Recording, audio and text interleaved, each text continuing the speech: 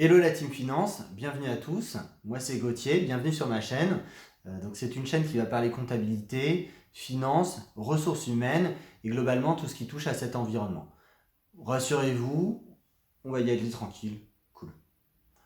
Donc aujourd'hui je vous propose de voir tout de suite les 5 principales raisons de choisir la filière comptabilité.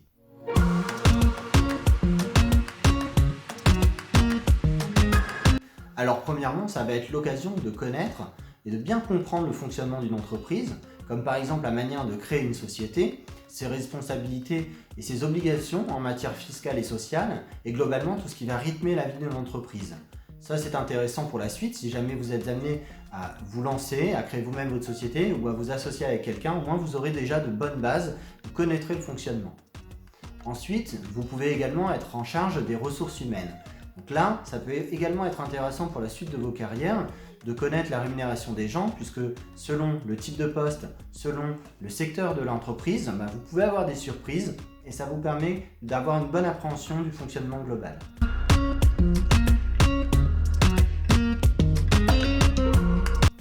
Alors deuxièmement, ça va être bien souvent l'occasion d'être dans la confidence, d'être dans les petits papiers.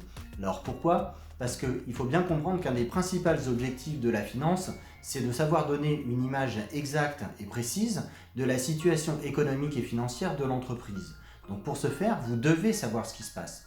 Et bien souvent, vous serez plus à même de comprendre les choix de la direction que bon nombre d'autres salariés pour qui parfois les décisions peuvent paraître illogiques ou irrationnelles.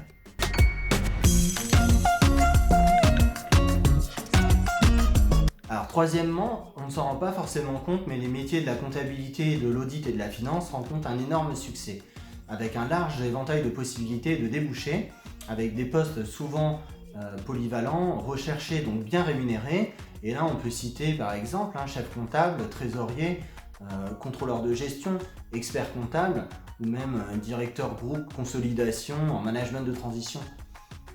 C'est pas mal celui-là. Pas mal.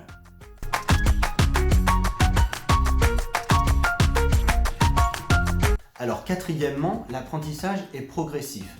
Donc plus vous travaillez, plus vous allez pratiquer et plus vous allez vous améliorer et donc plus vous allez évoluer. Et ça, tous les métiers ne le permettent pas. Comme déménageur ou caissier, vers quoi est-ce que vous allez évoluer ? Vers un poste de responsable de caisse et ensuite, vous voyez, vous allez être vite limité. En tout cas, ce sera plus compliqué. Avec la comptabilité, l'ascension elle est plus fluide, plus naturelle et surtout elle se fait à votre rythme.